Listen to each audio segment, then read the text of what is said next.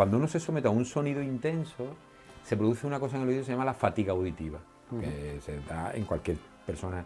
La fatiga auditiva se entiende muy fácil, que es la persona, que lo hemos pasado todo, cuando vas a una fiesta, vas a la feria, vas a una discoteca, vas a algo, estás sometido a un sonido intenso unas horas, tú sales de la discoteca, sales de la feria y sales con un pitido. Te dura mucho tiempo. Y te acuestas y a la mañana siguiente normalmente ya se te quita. Es fatiga auditiva. Tu oído ha tenido un daño, pero lo recupera.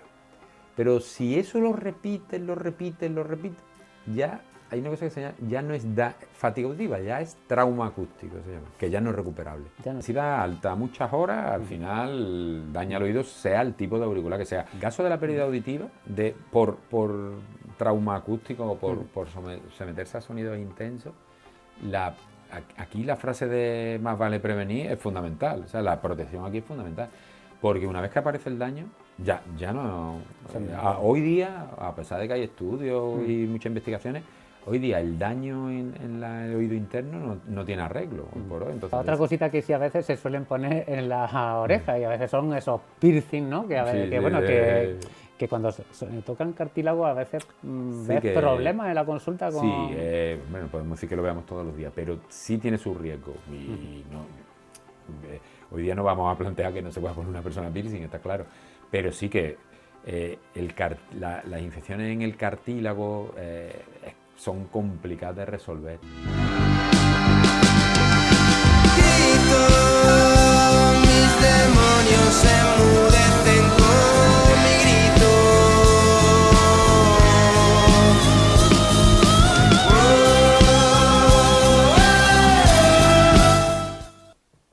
Muy buenas, ¿qué tal?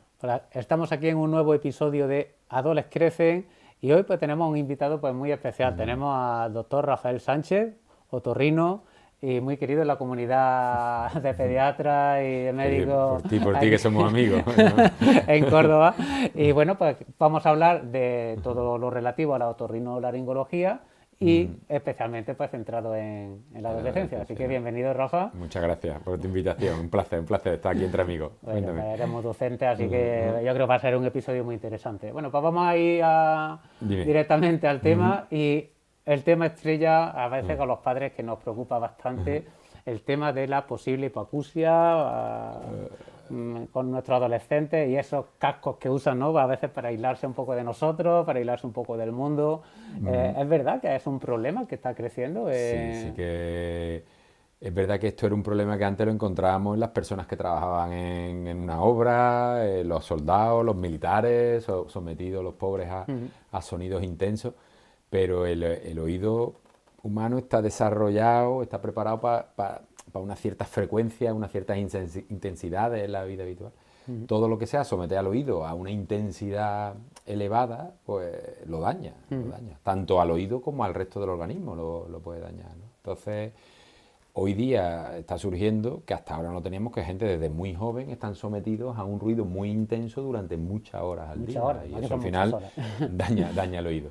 Digamos que tan malo es, siempre se dice, tan malo es una bomba un día, que te pegue un petardo en el oído, una explosión, algo te daña el oído, un sonido muy intenso, algo muy agudo. De agudo, pero también un sonido mediano, vamos a considerarlo mediano, muchas horas al día al final daña el oído, ¿no? Y una cosa que hasta ahora la gente joven no tenía, digamos, la posibilidad de que les pasara, porque no estaban, salvo hace años que los chavales a lo mejor tenían que empezar a trabajar en una fábrica con 14 años, ¿no? Que se daba el caso, y ahora se está viendo que está por los cascos, los auriculares, la play, la música, ¿no? Muchas horas, ¿no? ¿Qué es lo que ocurre cuando esa música, digamos, la tenemos aquí puesta, pom, ¿qué le ocurre al oído? Está descrito que el sonido o un oído que está digamos sometido a un sonido intenso, ya digo, la OMS hace unas tablas donde depende de la intensidad del sonido, daña el oído en menos tiempo o más tiempo. Es decir, pues un sonido muy intenso necesita para dañar el oído poco rato, un sonido mediano necesita dañarlo más rato, ¿no? Entonces, someter el oído a un oído, o sea, someter el oído a un sonido más allá de lo que debe, produce dos tipos de daños. Daños al propio órgano auditivo, pero también produce daño en los otros órganos del cuerpo, está demostrado. Digamos que y eso había una teoría, ¿no?, que decía que es real, ¿no? Como que el oído es un órgano que estaba diseñado, el depredador, en la selva, nosotros somos animales, entonces está diseñado para que cualquier estímulo sonoro mínimo era un sistema de alerta, ¿no? Claro, Ostras, sí. ¿qué pasa ahí? Que viene algo, ¿no? Entonces, eso el oído al final lo tiene, entonces quieras o no, que no hayamos desarrollado el sistema de alerta, al final tu organismo sí reacciona. Al tener un sonido intenso, ahí te está condicionando unas cosas que te va, ¿no? Claro, y te va a dañar. Por si nuestros adolescentes están siempre un poco alerta, ¿no? Pues, vas a alertar más, ¿no? Y le va a dañar cosas que a lo mejor no crees que tenga relación con el oído. El oído en sí, que es lo que nos encargamos de otorrino, que entendemos, pues cuando uno se somete a un sonido intenso, se produce una cosa en el oído que se llama la fatiga auditiva, que se da en cualquier persona. La fatiga auditiva se entiende muy fácil, que es la persona, que lo hemos pasado todo, cuando vas a una fiesta, vas a la feria, vas a una discoteca, vas a algo, estás sometido a un sonido intenso unas horas, tú sales de la discoteca, sales de la feria y sales con un pitido. Te dura mucho tiempo. Y te acuestas y a la mañana siguiente normalmente ya se te quita. Es fatiga auditiva. Tu oído ha tenido un daño, pero lo recupera.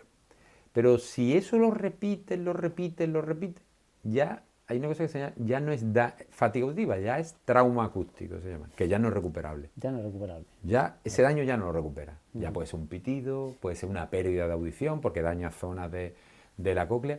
Y si eso se produce, ya no tiene arreglo, ¿sabes? ¿Y qué síntomas nos tienen que llevar, pues, a esos adolescentes, a los padres, ¿no? Y madres a decir, oye, puede haber algún problema que... Si atendemos al oído, lo que yo veo en la consulta, el que me consulta a mí en otorrino, fundamentalmente son pitidos en el oído, el acúfeno o tinnitus, que es lo que se llama, pero bueno, es un pitido, un ruido, que se puede manifestar como un pi, como un zumbido, como es un ruido que solo lo oyes tú, no lo oyen los demás, y eso es, pues cuando te quedas en silencio, normalmente en el día a día no se oye, porque en el día a día estás ajetreado, hay ruidos de la calle y tal, no te enteras, pero cuando te acuestas por la noche dices, contra, que escucho y mucho, me he dejado, está la luz encendida, algo hay que eso es uno de los síntomas. Y el otro, que es el más claro, es la pérdida auditiva, es decir, la frecuencia, normalmente vemos una frecuencia muy específica, son las frecuencias agudas las que dañan el oído, y entonces se empieza a manifestar como una pérdida en la frecuencia aguda, que en general es una pérdida poco intensa, o no, al principio va a empezar como una pérdida que probablemente tú no te quejes de que oyes menos como tal, pero sí que empiezas como a tener problemas como en el ambiente, disminuye tu calidad auditiva, y a lo mejor en un sitio de mucho ruido, en una cafetería, cuando hay mucha gente hablando, empiezas a tener como problemas de, ostras, no me entero bien de... O de repente que ponga la televisión muy alta porque no lo... Claro, no empiezas escuche, ¿no? o sea, disminuye la calidad, claro. También vemos muchos adolescentes que vienen a la consulta de sus padres y dicen, no oye bien porque no contestan cuando le hablamos. Pero claro, ya hay la atención es otro mundo que está muy relacionado, ¿sabes? Pero con los adolescentes, que a veces los síntomas son variados pero bueno, otros también. Hay a veces que se dice, por ejemplo, el usar este tipo de auricular, que digamos que como que si lo pones, como que la onda puede, ¿no?, pasar como más en un ping-pong, usar mejor esto, un poco más de orejera. ¿Tiene eso sentido o depende? Yo pienso, aunque no, si me pillas, no sé si hay a lo mejor hay algún estudio que describe que el auricular interno te mete más onda, o sea, más percusión, no lo sé, ¿sabes? Pero realmente la Organización Mundial de la Salud lo que habla es de cantidad de intensidad de decibelios. O sea que si le va, porque lo ideal es no someter a unos decibelios muy altos el oído. No estamos demonizando los auriculares, que son menos. Lo que está mal es tenerlo eso a una intensidad muy alta muchas horas. Y muchas horas, ¿no? Si tú crees que porque te pongas el auricular por fuera es mejor, yo creo que no. Que intensidad alta muchas horas, al final daña el oído, sea el tipo de auricular que sea. Luego puede tener variantes, pues bueno, al que le moleste un tipo de auricular, porque tenga más tendencia a la otitis, o tenga tapón, o tenga tal, a lo mejor le puede venir mejor los externos porque no metes, pero como para el daño auditivo en sí, yo digamos, creo que no tiene relación.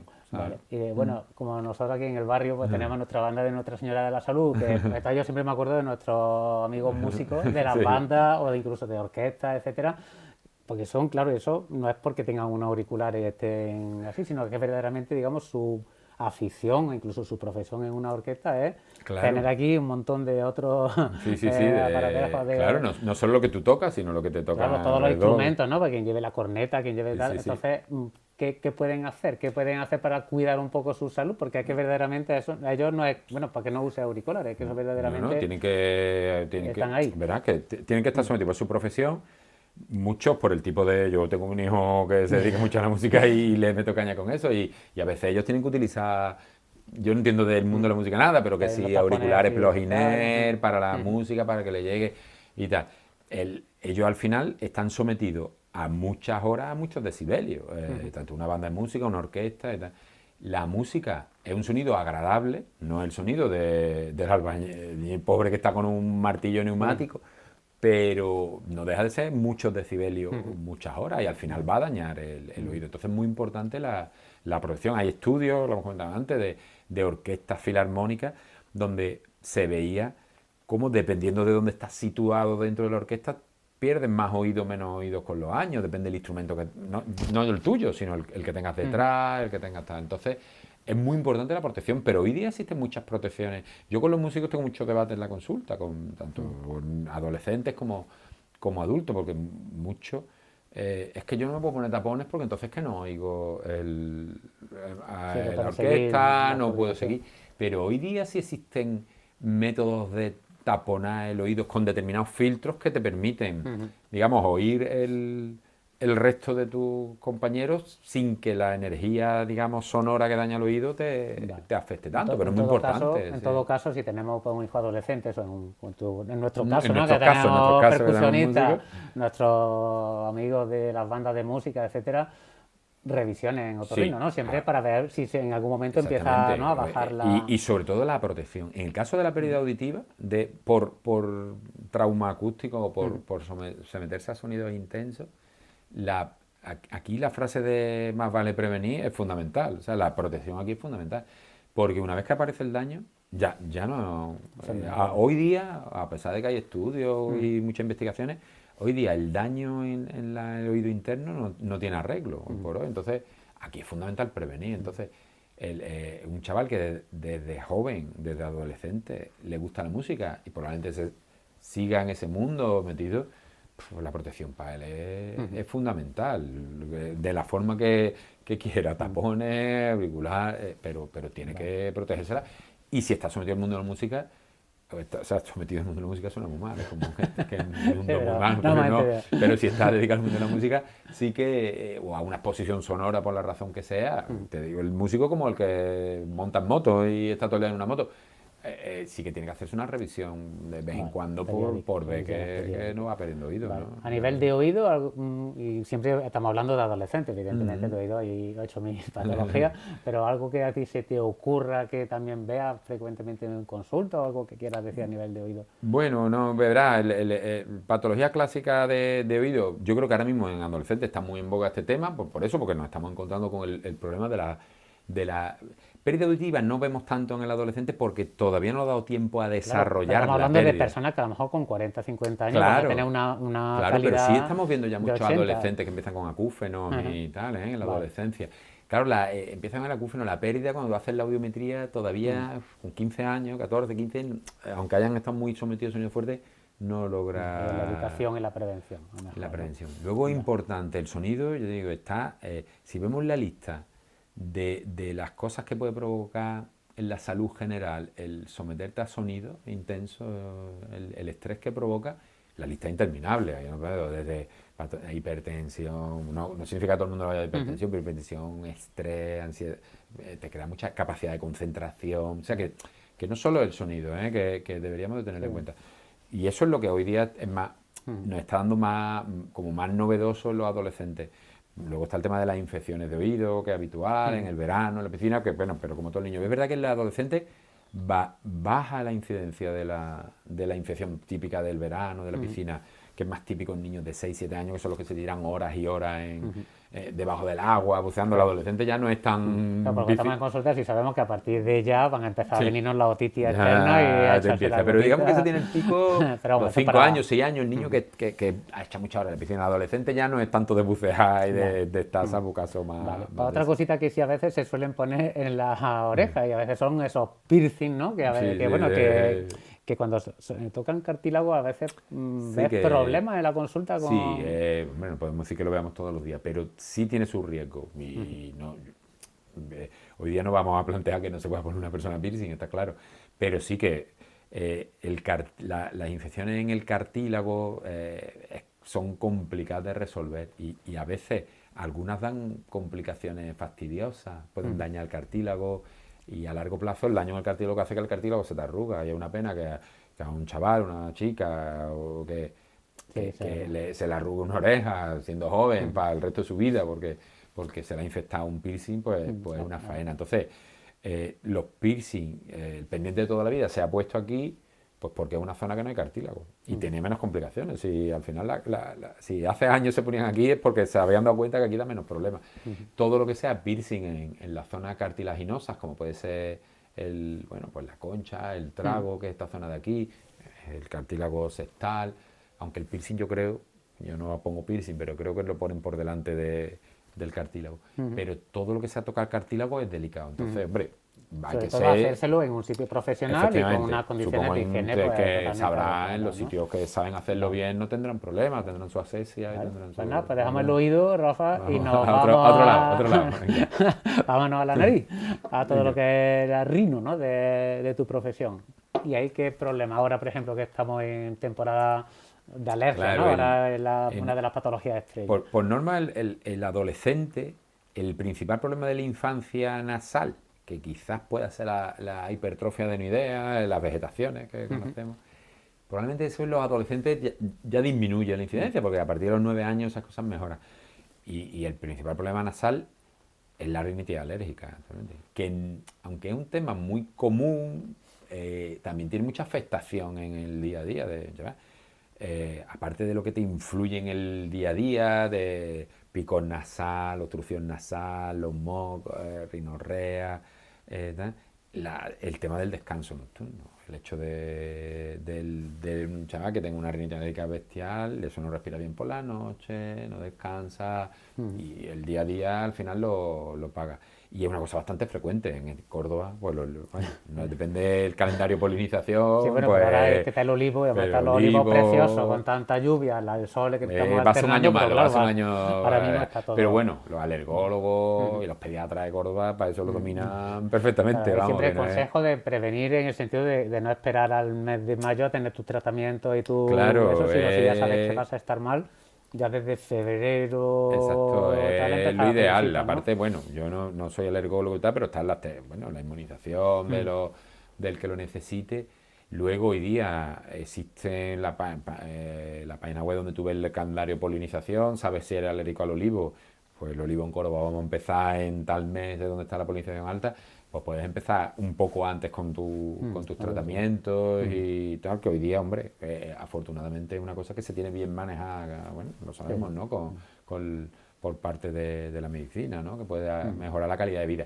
Porque yo siempre digo, los problemas nasales, los protocolos nuestros, clínicos, una rinitis alérgica, por ejemplo, aparte de la poliposis y tal, pero una rinitis alérgica se diferencia entre leve, moderada y grave. No se diferencia porque yo le veo a la nariz o le hago una endoscopio a un niño y digo, qué mal tiene la nariz, esto es grave.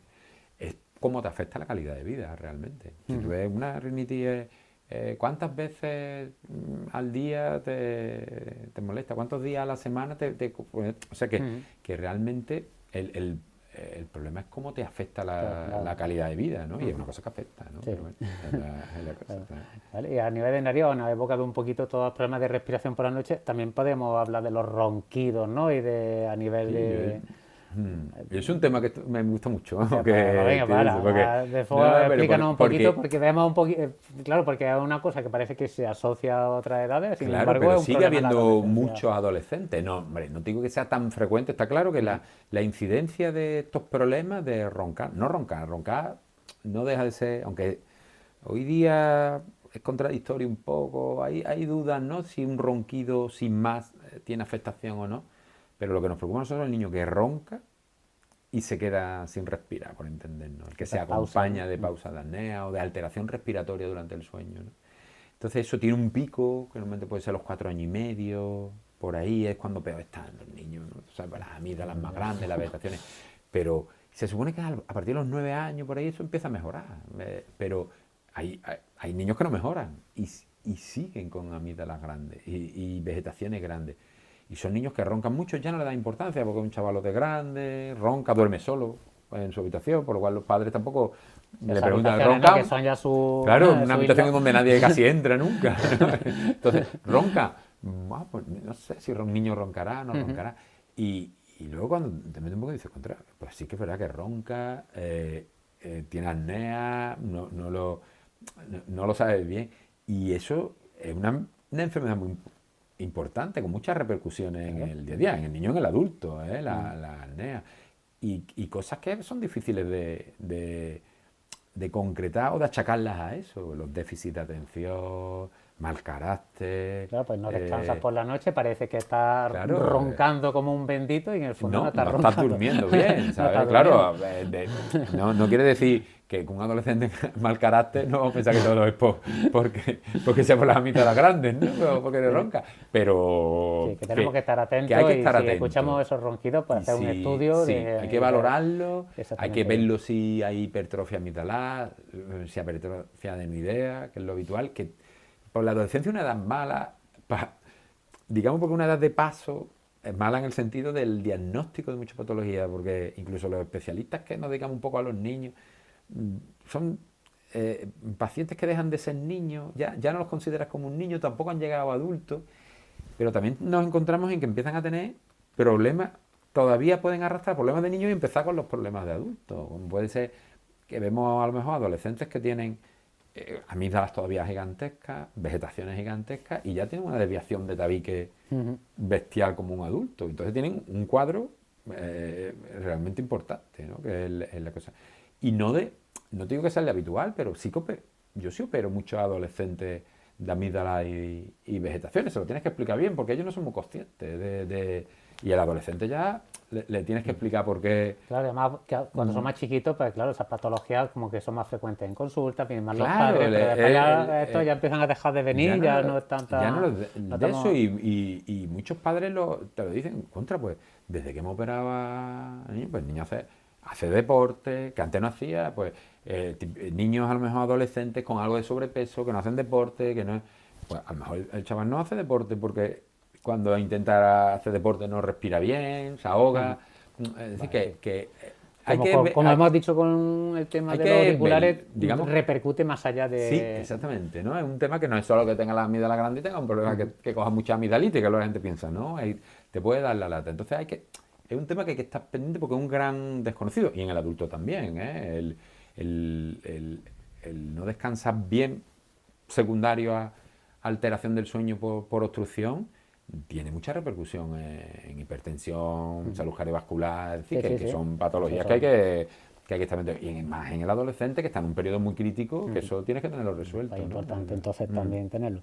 A veces también vemos en la consulta estos niños y estas niñas como que gritan mucho, que eso también pasa en todas las edades, pero a veces también en la adolescencia ya esa salida con los amigos, esos gritos de amistad, esa cosa, y a veces pues, puede repercutir. ¿Tú ves más pólipos en población adolescente o cómo ves eso?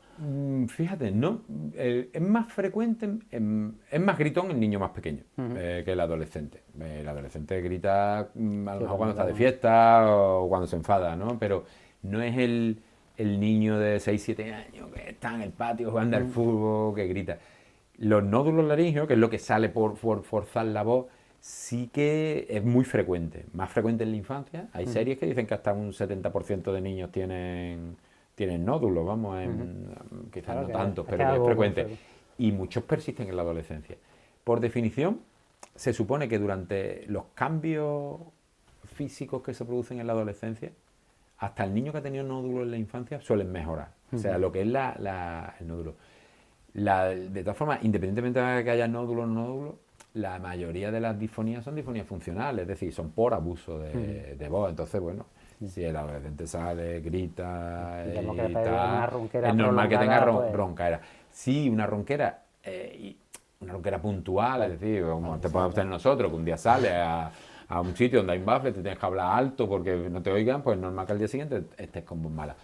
Si te pasa una vez o dos, no pasa nada. Si ves que es una cosa que es frecuencia, sí que hay que echar un vistazo, porque ya lo que le aparezca en la adolescencia es probable que le pueda persistir más allá, no como el pequeño que dice, bueno, a ver cuando llegue a la adolescencia si se le quita, ¿no? Que suele cambiar. Al adolescente hay que revisarlo. ¿Qué más patologías sí puede asociar? Hemos visto ya el tema de las posibles hipoacusias por el tema de... A ver, que no se nos escape nada importante. El tema del pólipo, el tema del ronquido, el tema de la rinitis alérgica.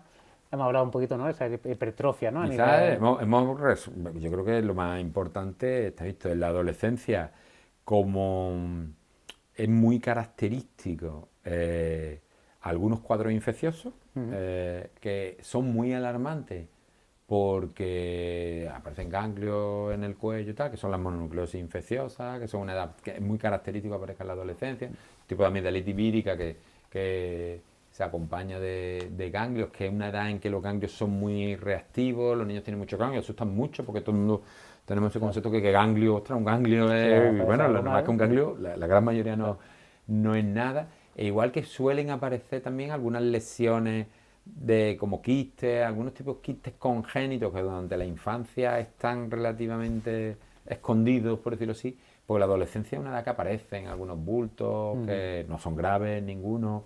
Y suelen aparecer, pero bueno, claro, yo creo que todo el mundo entiende que un bulto en el cuello que te dura más de una semana, pues tienes que consultar con tu pediatra, ¿no? Que es la cosa. Luego patología, bueno, lo que hemos dicho, ¿no? Los adolescentes están ahí en una frontera entre el niño pequeño, el niño y el adulto, y te encuentras que le aparece la patología de los dos sitios, ¿no? Es la cosa, ¿no? Bueno, no vamos a hablar de la enfermedad de transmisión sexual a nivel oral, porque eso ya lo hablamos con Ana Arroyo Buenestado, la odontopediatra, que es magnífica. Y bueno, pues Rafa, pues muchísimas gracias por tu tiempo. Y bueno, para otra ocasión te invitaremos. Encantado de venir, es un placer. Eso es, aquí he venido como si nos tomamos un café otra vez, que tengo otro amigo. Estupendo, pues muchísimas gracias. Agradecemos también a la Cueva del Sobrino, que nos ha cedido sus instalaciones en este magnífico estudio de grabación. Y nada, nos emplazamos a un próximo episodio de Adoles Crece. Muchísimas gracias. Muchas gracias.